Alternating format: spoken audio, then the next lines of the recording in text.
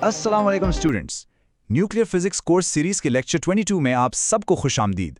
आज के सेशन में हम दो बहुत अहम कॉन्सेप्ट्स पढ़ने जा रहे हैं, थ्रेशोल्ड एनर्जी और cross section for nuclear reactions. देखिए, किसी भी न्यूक्लियर रिएक्शन को शुरू करने के लिए क्या जरूरी है। ये इतना आसान नहीं है कि बस पार्टिकल्स को आपस में टकरा दिया। आपको एक सही मिकदार में एनर्जी चाहिए और आपको सही टारगेट को हिट करना होता है। तो चलिए इस बात को तफसील से समझते हैं। सबसे पहले बात करते हैं थ्रेशोल्ड एनर्जी की। आप इसे एक एनर्जी बैरियर यानी एक एनर्जी की रुकावट समझ सकते हैं। ये वो कम से कम एनर्जी है जो आपको किसी खास न्यूक्लियर रिएक्शन को शुरू करने के लिए दरकार होती है। अगर आप इस रुकावट को पार नहीं करते तो रिएक्शन होगा ही नहीं। अगर हम इसकी आम तारीफ करें तो थ्रेशोल्ड एनर्जी वो कम से कम काइनेटिक एनर्जी है जो एक प्रोजेक्टाइल को चाहिए होती है एक एंडोअर्जिक रिएक्शन के लिए। एंडोअर्जिक रिएक्शन वो होता है जो होने के लिए एनर्जी जज्ब करता है, इसीलिए उसकी क्यू वैल्यू यानी एनर्जी आउटपुट नेगेटिव होती है। उसे शुरू होने के लिए एनर्जी की ज़रूरत होती है। लेकिन यहाँ एक बहुत दिलचस्प सवाल पैदा होता है। अगर एक रिएक्शन में एनर्जी की कमी मान लीजिए Q है, तो फिर हमें ठीक उतनी ही एनर्जी क्यों नहीं चाहिए होती? ऐसा क्यों है कि थ्रेशोल्ड एनर्जी हमेशा इस एनर्जी डेफिसिट से ज़्यादा होती है? इसका जवाब फिजिक्स के एक बुनियादी कानून में छुपा है, कंजर्वेशन ऑफ मोमेंटम। बात सिर्फ एनर्जी की कमी को पूरा करने की नहीं है। जब रिएक्शन के बाद नए पार्टिकल्स बनते हैं तो वो हरकत करते हुए दूर जाते हैं। शुरू की कुछ एनर्जी उन्हें वो धक्का या रिकॉइल देने में इस्तेमाल हो जाती है ताकि टक्कर से पहले और बाद में मोमेंटम बराबर रहे। तो साइंटिस्ट इसे मालूम कैसे करते हैं? वो दो बुनियादी कवानीन, कंजर्वेशन ऑफ एनर्जी और कंजर्वेशन ऑफ मोमेंटम को इस्तेमाल करते हैं। इन दोनों उसूलों को मिलाकर सॉल्व करने से वो ज़रूरी कम से कम एनर्जी के लिए एक बिल्कुल ठीक फॉर्मूला निकाल लेते हैं। और ये रहा वो फॉर्मूला। थ्रेशोल्ड एनर्जी बराबर है एनर्जी डेफिसिट यानी -Q, जिसे इस एक्स्ट्रा टर्म से मल्टीप्लाई किया गया है। ये दूसरा हिस्सा यानी 1 + ma/mx वाला फैक्टर असल में मोमेंटम टैक्स है। ये प्रोजेक्टाइल और टारगेट के मासेस को मद्देनजर रखता है और इस बात को यकीनी बनाता है कि रिकॉल के लिए जरूरी एक्स्ट्रा एनर्जी शामिल की जाए। इसीलिए जरूरी टोटल एनर्जी हमेशा सिर्फ एनर्जी डेफिसिट से ज्यादा होती है। चलिए इसे एक मिसाल से समझते हैं। फर्ज करें हम एक प्रोटॉन को लिथियम 7 न्यूक्लियस पर फायर कर रहे हैं ताकि उसे 2 हीलियम न्यूक्लियाई में तोड़ सकें। इस रिएक्शन में 17.3 मेगा इलेक्ट्रॉन वोल्ट्स का एनर्जी डेफिसिट है। ये वो एनर्जी है जिसे हमें पूरा करना है। तो आप शायद सोचेंगे कि 17.3 MeV काफ़ी है, लेकिन जब हम फॉर्मूला इस्तेमाल करते हैं तो असल थ्रेशोल्ड एनर्जी 19.7 MeV निकलती है। वो एक्स्ट्रा 2.4 MeV ज़ाया नहीं हुई, बल्कि ये वो एनर्जी है जो मोमेंटम को कंजर्व करते हुए 2 नए हीलियम पार्टिकल्स को रिकॉइल करवाने के लिए ज़रूरी है। तो इसकी अहमियत क्या है? देखिए, पार्टिकल एक्सेलरेटर्स इस्तेमाल करने वाले साइंटिस्ट के लिए ये सब कुछ है। ये उन्हें बताता है कि उनके इक्विपमेंट से कोई रिएक्शन मुमकिन भी है या नहीं। ये न्यूक्लियर एक्सपेरिमेंट्स डिज़ाइन करने में भी बहुत अहम है, क्योंकि जिन रिएक्शंस की थ्रेशोल्ड एनर्जी कम होती है उन्हें लैब में अचीव करना और उन पर तहकीक करना बहुत आसान और सस्ता होता है। ठीक है, तो हमने एनर्जी बैरियर तो पार कर लिया, लेकिन किसी रिएक्शन का मुमकिन होना इस बात की ज़मानत नहीं देता कि वो होगा भी। और यहाँ हम अपने दूसरे कॉन्सेप्ट पर आते हैं, क्रॉस सेक्शन।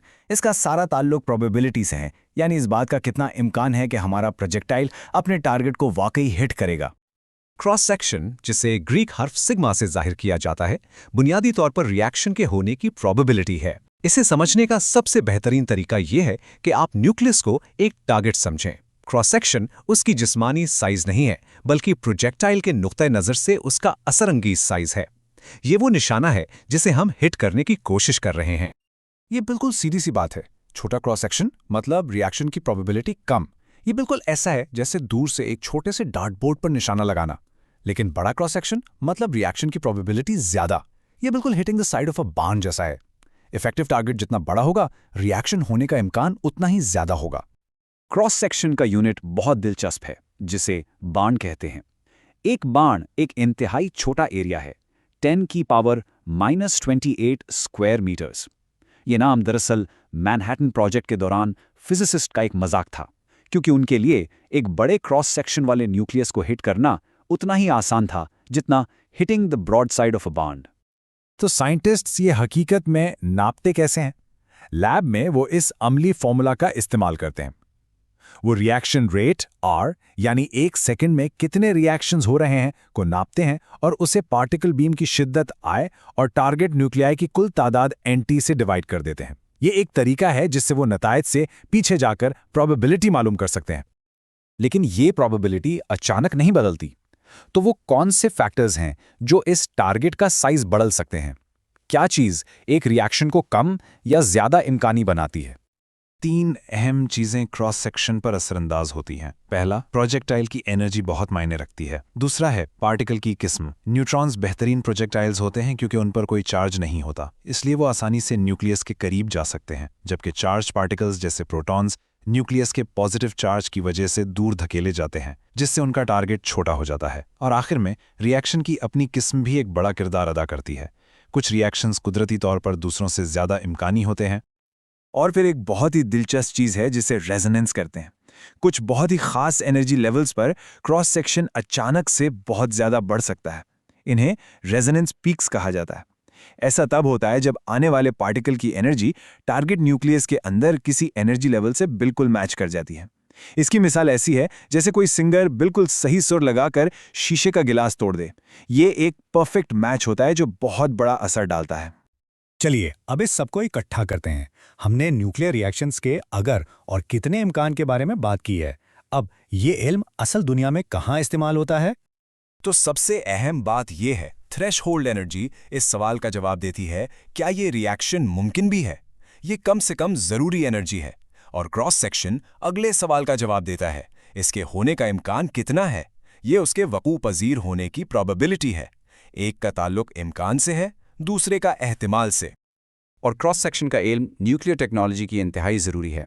इसे न्यूक्लियर रिएक्टर्स के अंदर रिएक्शन रेट्स कैलकुलेट करने के लिए इस्तेमाल किया जाता है ताकि पावर आउटपुट को कंट्रोल किया जा सके। ये इंजीनियर्स को रेडिएशन से बचाने वाली शील्डिंग डिज़ाइन करने में मदद देता है। हत्ता कि इससे हम ये भी पेशगोई कर सकते हैं कि मेडिकल इस्तेमाल के लिए नए आइसोटोप्स कैसे बनाए जाएं। बुनियादी तौर पर आप इस डेटा के बगैर न्यूक्लियर दुनिया में कोई चीज़ ना बना सकते हैं, ना कंट्रोल कर सकते हैं।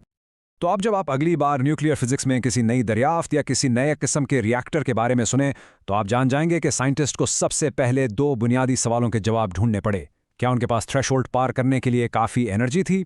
और क्या क्रॉस सेक्शन इतना बड़ा था कि रिएक्शन हो सके? अगले लेक्चर में मिलते हैं।